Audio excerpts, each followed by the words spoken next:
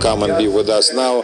I give the floor to Grzegorz Kolodko, Vice Premier of the recently Premier Prime Minister of Poland. Now he is a very outstanding professor. He works in Poland, he works in the States. But what is the most important is that he makes a very right judgment of the life, and he says that gives advice that one should read his books to find the bearings in the life. Yes, indeed. But he didn't say that also work in Russia too. I say that he also works in Russia. Thank you. But we know all that. We know that there is inequality. Majority of scientists know that and people at large know that since there is inequality in revenues or level of lives, that works against economic effectiveness, economic growth in any particular nation. That why is it then it continues to be a situation which why is it does continue to be? Well, many people are not simply irrational. They think that it is rational. Is there anyone in this room who is non-intelligent, stupid person? Please raise your arm. I would like. Oh, look, we're all intelligent people, we're all smart.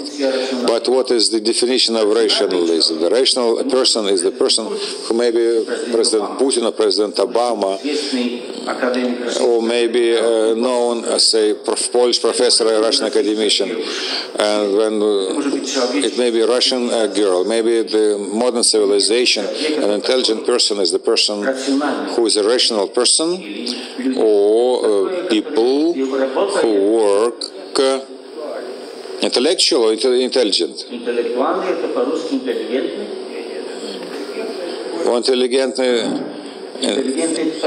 Intelligent means how to think.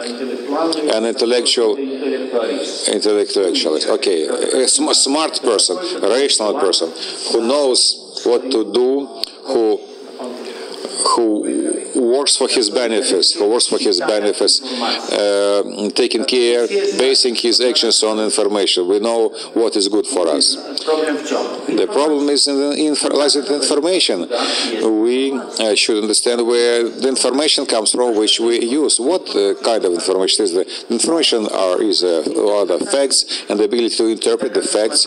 And if I look at the American Congress, at the Russian Duma, at the Polish Parliament, at the chairman of the governments, of the Ministry of Finances, and other politicians, why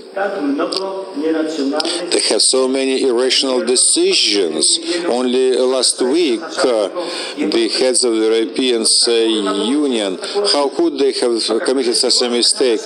And now that they have committed such a mistake, they should have been shot. So they should commit suicide.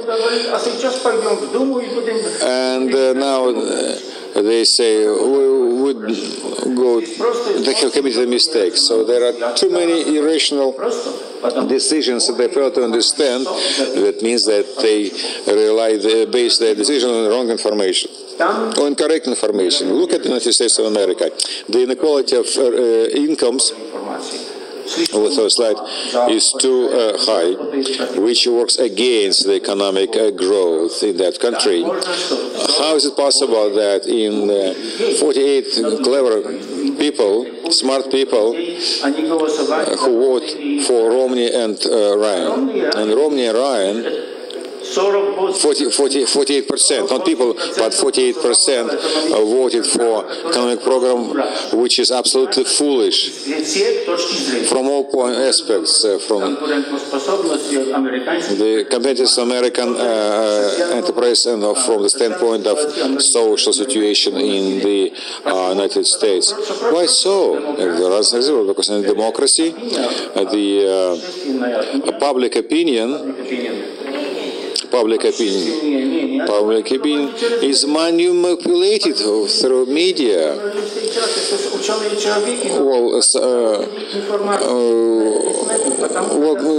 Common people get their information from media. We know everything which was said today, but we know that there is a lot of inequality.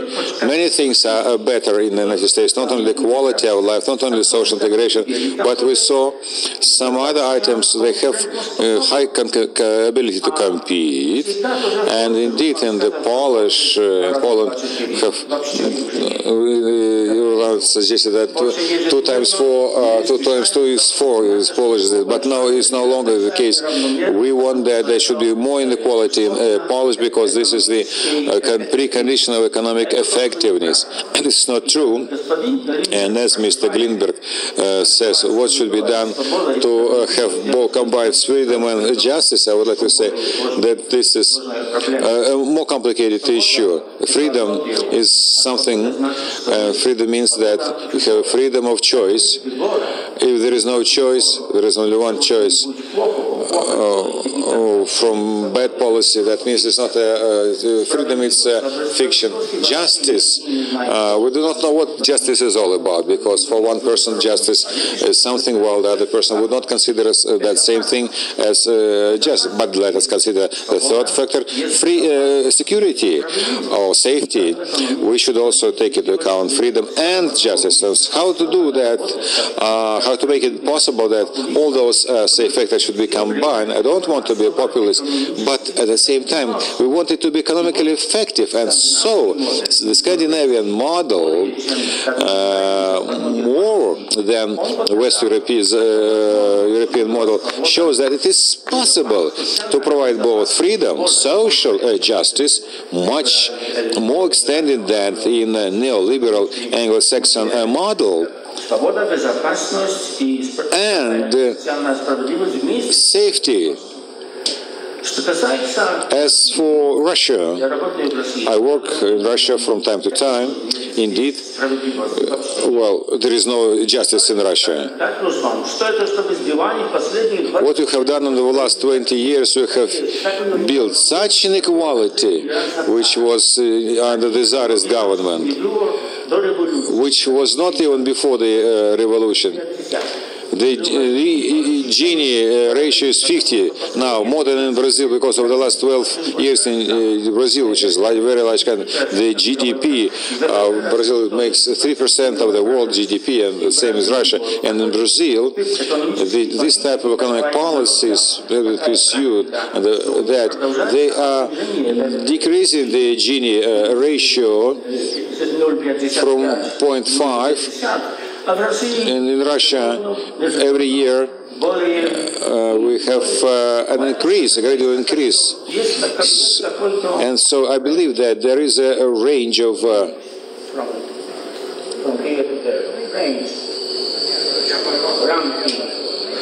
there is a certain range. This is not a point. This is a range of calibration of Gini ratio. And so if it's less than that will work against the economic growth. And when it is higher, then that also works against the economic expansion. And I would even say in the model society of 4, it depends on the level of economic development, depending on different countries, in Poland, in Russia, in Switzerland, 0.25, 0.35, and in China, and in Russia, and in the United States.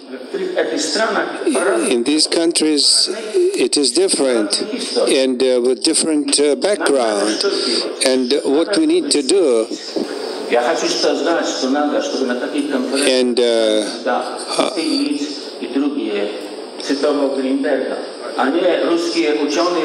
the scientists, Stiglitz, and Americans, what they know. It's not made in Russia. It's this crisis is made in the United States, and it is when it came from the most important and famous American institutions, the economic idea. And in my practice as a politician, a good economic policy could be done only on the basis of very good economic theory. And you cannot escape this crisis on the basis of neoliberal economic theory,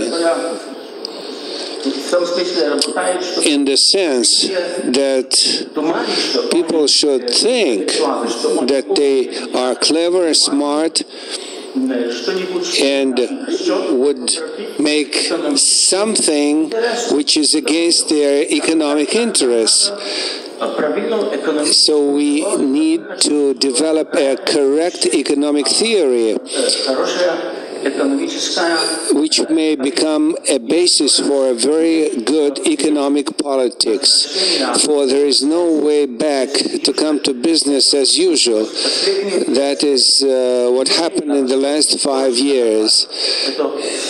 And this is the biggest compromission, which we prefer. Thank you. Thank you. Grzegorz Kolodko told very important things, that there is a fashion in the world for even for the doctrines and for the creators of doctrines. As Italians, you cannot replace Italians as the major specialists in design, from tractor to clothes. So during the last 50 years, Anglo-Saxon model, and they have a fashion for theoretical concepts, and this is a fairly powerful inertia. So it's easy to say that what you quoted, Greenberg and Stiglitz, although it's clear that we need to develop our own ideas and our viewpoints on this world.